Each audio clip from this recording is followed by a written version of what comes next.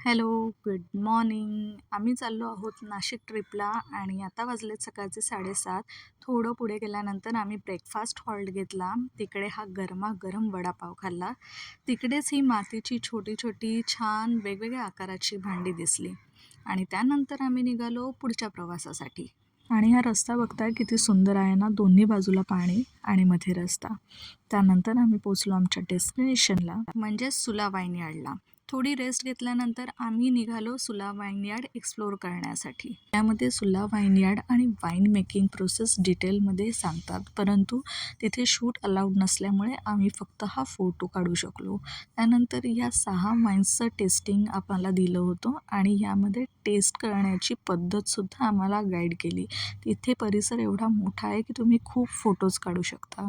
Photos काढता काढता संध्याकाळ झाली आणि मग आम्ही डिनरसाठी पोचलो देवट्या बुधल्या माची इथे.